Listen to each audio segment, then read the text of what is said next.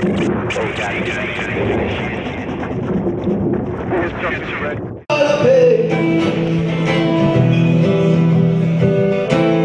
c'est pas bien le système, si t'as pas compris, faut que tu sois prêt à tuer ton frère. Si tu veux réussir, c'est l'armée, c'est la loi, c'est la jungle, c'est comme ça. Si tu La fameuse semaine anticoloniale. La semaine anticoloniale, eh bien, c'est une série de manifestations culturelles, festives, militantes, fédératrices autour de la colonisation qui n'est évidemment pas un combat d'arrière-garde. Et comme on n'arrête pas de coloniser tout un chacun du bas en haut de l'échelle et partout dans tous les pays, il y a de quoi faire. C'est la 7e édition, donc depuis 2006, on fait ça. Cette année, on fête le cinquantenaire de l'indépendance de l'Algérie. On a fait une rencontre avec HK et ils ont écrit une chanson ensemble, les jeunes ont pu leur poser des questions. Voilà, surtout ces idées qui nous ont amenés ici. Ça va? Pourquoi vous êtes venus, vous les jeunes, là, aujourd'hui? On est contents, on est heureux de les voir, on est vraiment contents. Comme ils disent, il ne faut rien lâcher, il faut continuer à se battre. Oui, il faut continuer à se battre. On lâche rien, on lâche rien, on lâche rien, on lâche rien, on lâche rien, on lâche rien, on lâche rien, on lâche rien. Ils sont pas là, je les entends pas. Ils sont pas là.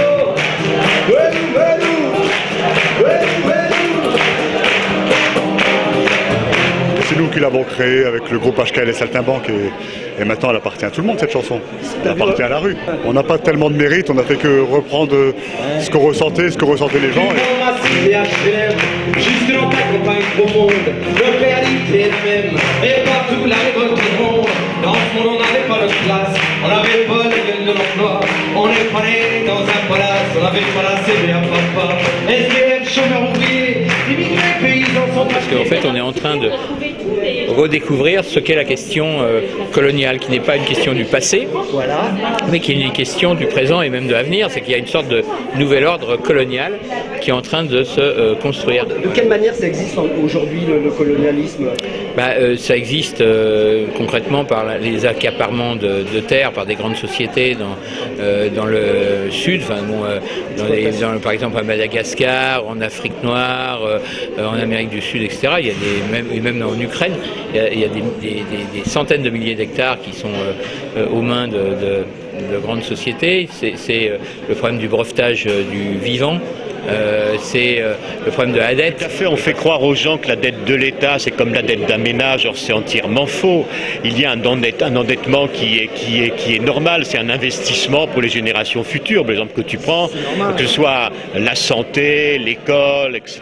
On peut penser à des grandes infrastructures aussi, routières ou autres. Bon, il est bien évident qu'on va pas le payer sur le budget d'une seule année, mais ça n'a rien à voir avec l'essentiel de l'endettement, qui est effectivement le produit du pillage du pays par les spéculateurs financiers qui se donnent à cœur joie. Il y aura un moyen très simple en Europe, ce serait que la BCE puisse prêter directement aux États, au lieu de prêter aux banques, qui elles, c'est l'histoire bien connue, elle prête à 1%, puis elle reprête aux États à 5-6%, et le vrai scandale est là. Mais malheureusement, la Constitution européenne d'aujourd'hui ne permet pas à la BCE de faire son vrai travail de banque. Et pas seulement de la dette financière, mais de la dette écologique ou climatique. C'est le problème des occupations militaires, comme en Afghanistan, ça a été le cas en Irak, ça a été d'une certaine façon le cas en Côte d'Ivoire et en Libye, au nom de la démocratie, des puissances étrangères interviennent. C'est la deuxième année qu'on fait le salon, on fait la semaine depuis 7 ans, mais là c'est la deuxième fois et on le fait exactement sur la même superficie que l'année dernière. D'accord. Et il y a plus de stands par contre, là il y a même Libération. Ah ouais. Voilà, donc là c'est l'association France-Palestine Solidarité. Ici c'est l'association France-Palestine Solidarité. Voilà, solidarité en toutes sortes. Après les Palestiniens, il y avait l'Union des Juifs pour la paix. Et ils sont où eux? Ils sont ici. Ah d'accord. L'Union juive française pour la paix. Ok, super. Voilà. Il y a de nombreux juifs qui sont partisans d'une paix véritable, qui reconnaissent le droit des Palestiniens à une terre Je suis là avec mes camarades sans-papiers que tu vois. Ouais. Les camarades de la coordination des sans-papiers de Paris. Alors, ici, c'est les copains kurdes. C'est le centre culturel kurde et la fédération des associations kurdes. D'ailleurs, on voit là, les photos. Ici, c'est le comité pour l'abolition de la dette du tiers-monde, c'est ADTM, agir contre le colonialisme aujourd'hui, voilà, et qui a été fondé par Henri Alleg et d'autres résistants à la guerre d'Algérie. Là, c'est un ancien militant du FLN algérien qui a créé une association pour la promotion des cultures et des voyages qui est à Saint-Denis, qui est une grosse association de Saint-Denis. Là, c'est la FASPA, c'est l'association française d'amitié et de solidarité avec les peuples d'Afrique. Contre la Texaco Chevron qui contamine l'Amazonie, il faut qu'ils payent après les litiges en deuxième instance.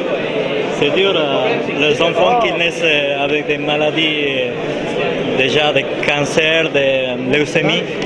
Justement, on demande une pétition internationale à toutes les organisations écologistes des droits de l'homme pour qu'ils puissent signer la pétition et exigent à la Texaco aujourd'hui, parce qu'avant c'était la... C'est ça Texaco, hein, c'est eux les responsables de tout ça. Hein. Evo Morales, il a fait la conférence sur le changement climatique pour le peuple l'année dernière et on a demandé de faire un tribunal international pour défendre justement cette contamination de l'environnement à l'échelle internationale. Donc ici, il y a maintenant les Basques et les Corses, voilà, c'est des pays colonisés, il y a les Kanaks, il y a les Guyanais, et ensuite à côté, dans la salle Forum, le prix du colon de l'année. Mesdames, Messieurs, bonsoir, merci d'être présents dans ce salon anticolonial, un grand moment de la semaine anticoloniale. Et le grand moment du salon, eh bien naturellement, c'est la remise du prix du colonialisme et la remise du prix France-Afrique.